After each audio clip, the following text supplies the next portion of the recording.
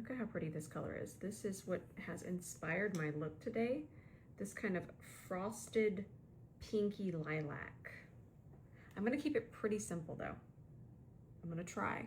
I'm gonna go lighter with my eyeshadow base, just so I can make everything pop just a little bit more. I'm not gonna put it on my lid because for this type of shadow, I have different ones on my hand. I was trying to figure it out. This is the one we're using. For this type of shadow, I want something that really stays nice and tacky and really grips, but then doesn't eat the shimmer. I know it sounds complicated, but once you see it and understand it, it's not so overwhelming. Okay, we got our powder eyeshadow base, and we'll hop into this palette. This is the new neutral palette from Hung Bango, and I'm just gonna press that in the socket. And I'm using my fluffier brush because I don't really worry too much about precision, because I kind of want to just diffuse everything. I don't want a whole lot of the neutral shadow. Now I'm only gonna do one more shadow. See, I told you I'm gonna try to keep it easy. And I'm just gonna push that into our darker socket shade, transition it a little bit,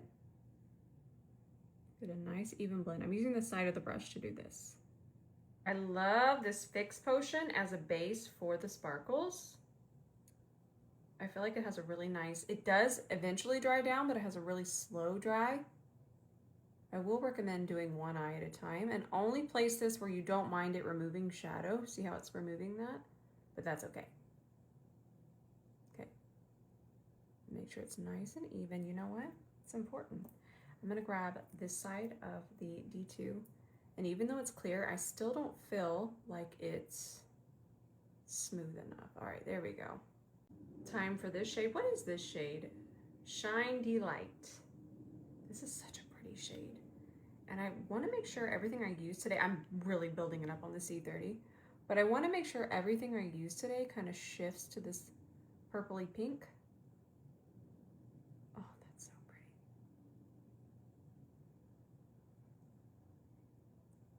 I really feel like that base really enhances this type of sparkly shadow.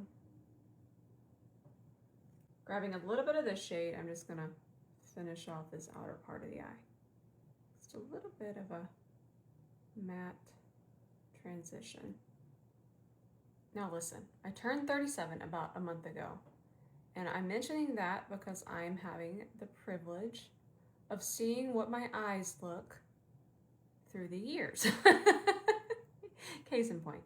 But I'm saying that to say this has become the easiest way for me to do a wing. So notice that I kind of started where my eye separated. Now I have lots of hooded eye tips. I know I do not have hooded eyes, but I definitely have looser skin these days. But this gel pencil that I'm using, and I'll just bring it out this way, and then the E26, which is going to be back very soon. And then I'm gonna add just a little bit more. I'm trying to do this on my clip, this one clip. There you go. Fill in gaps, and then I just keep lightly pulling, and I feel like this is the easiest way for me to do liner anymore. There you go. I'm gonna overcomplicate things for just a second. I was sent this shade also from this same lineup situation. I love this formula. So I want to take this purple and kind of finish over this way. Still with my E26, I'm gonna wipe off the E26. Okay, there you go. And then I'm just gonna bring the purple over this way. So I'll just kind of place it a little bit. Keep it really close to the root. And then I feel like it's just so much easier to blend it with the brush. And then I want to blend some of the sparkles onto the purple. And even if you still find this to be too many steps, kind of the fun idea is just using a purple and a brown. It's kind of fun, right? So I added a little bit more of the same shadow. Do you see what a dark base does? Isn't that so fun? I just never get tired of my art supplies. And then I want to keep this matte. I think it's just fun where the light hits, where the eye sticks out the furthest. It's fun to put shimmer there. And it just kind of transformed that. Very sugar plum. Look how cute these are. I love how spiky they are. These are from Pink Puree. The style is 𝗕𝗘𝗧𝗬. Oh yeah, that's good. And I already had some lash glue It's traditional lash glue. I already had some brushed on. I used the Duo Line It Lash It in clear. And I'm still gonna let my lash sit and get familiar with my eye shape because body heat really helps with that. And now I'm going to clamp, clamp, clamp.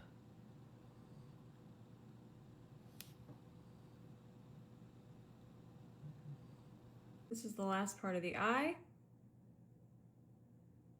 These are so pretty. So this is actually one of my favorite formulas, but there's 2 limited edition colors in the 𝗕𝗓𝗧𝗬𝗓 collab. This is exactly what I had in mind. I love this. This is the Slick Line Waterline. I feel like we need a million different colors in this formula, please. Thank you. Oh, and by the way, I did add more of this. I just like it really built up towards the front. That way it really contrasts and really kind of cascades to smaller amounts over here. I just kind of want to get in this color and roll around. So I want to wear less makeup. I don't want to go quite as full coverage, but I still want to look nice and even. So I'm going to start with some color correcting with my green. And then once I get this blended out, I'm going to use this concealer. This is going to be one of my lesser coverage concealers, but I've really been liking it, especially if I'm doing kind of just a quick no makeup makeup. If I'm doing a full glam, I want something with more pigment. But when I want to reel it back, I really, really like this.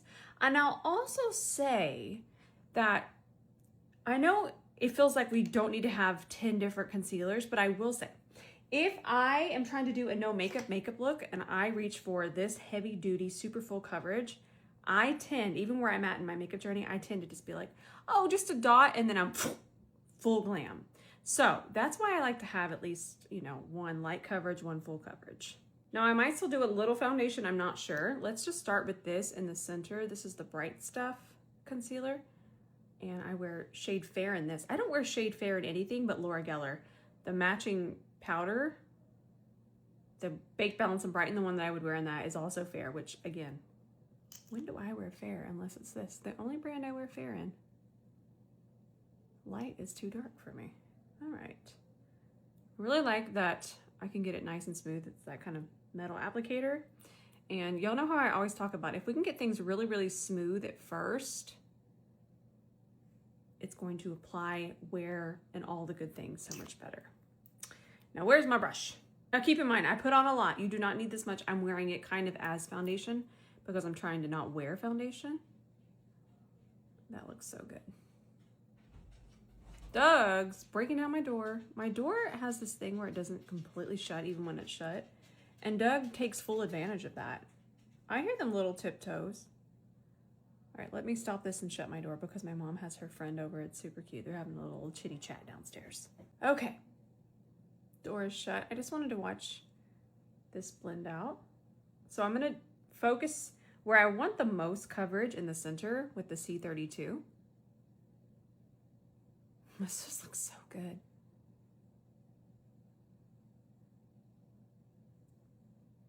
And then, and that's still a rough draft blend, I'm gonna take the C41. And the reason I'm using the C41 and not the C42 is because it's less dense. So it's not gonna take us to that full coverage. Again, I want it to just kind of feather out and keep the coverage in the center and feather everywhere else. Less towards the perimeter today. I don't know if you know this, but I like this. I don't know if you can tell. I need a new one is what I do need. This is, I don't even know how many I've used since I first tried this. I believe it's in 2020 that I first tried this. Bought it myself, bought it on Amazon, and I thought, wow, why have I not been using this? I particularly love this one with the C41 because, again, it's not too dense. And I'm just going to use this on the perimeter. I'm still going to set the center with my Givenchy because I feel like it's just a more suitable under eye powder. But this is going to be so great on the perimeter and kind of finish up any coverage. But also you're still able to see my freckles. I forgot how pretty this blush is, and I feel like it's going to lend itself, even though it's pink, it's going to lend itself to the purple. I'll take the C41. Let's see, I think I'm going to apply it on the sides of my face. Just for fun. Just gonna, whenever you're applying here, it's obviously just going to focus color here and lift here. Again, I don't want you to ever feel like there's a blush placement that's going to work for you. What I've done over the years is just tried it everywhere. I've tried it here. I've tried it just here. I've tried it here. I've tried it here. Just have fun. I feel like that's what blush is. I like how it's tying into the kind of lavendery lilac hues. I do love bronzer when I do a purple eye. This is shade 2 in the Givenchy. And like I've mentioned before, if you apply this on top of wet foundation, it has such a similar formula to the powder. And think about how we use the powder. It goes right on top of wet concealer. And I feel like it just gives such a blur to the skin. So that's one of the reasons I wasn't too worried about applying foundation on the perimeter, because I knew that I'm gonna get a blur from this too. So I'm just gonna apply it there, sides of my nose, just to warm it up. Not really for contour. This is too warm for a real contour, but we can definitely get a little bit of a warm shade this way. It's time for my powder. That's so nice. Just gonna let this run. It's really satisfying to watch. I'm even going to put a little bit underneath here. I will press most of that in, but essentially whenever you can see it even this much, that would be considered baking. It's just extra powder sitting on top of the skin for a little while. You can shape with it. It helps with longevity. That's what baking does. Baking doesn't always have to mean just really intense amounts of powder. I'm hairing up just a little bit, and this might not be considered eye safe, okay? Sometimes these pink shades like this are not, but I'm gonna do a little bit of an artist moment, but I will always give you a disclaimer. So I'm gonna take a fluffy brush, just a whisper, and I'm gonna push this into the very top part of that transition. And I'm just gonna do this and build it up just a little bit to tie more into the purple that we've got going on. I didn't wanna do a full drape, but sometimes if we add our blush, which might not be eye safe, just add a little bit to this top part here, it can really tie things together. Back with this purple liner, I'm just gonna go with a little bit underneath here.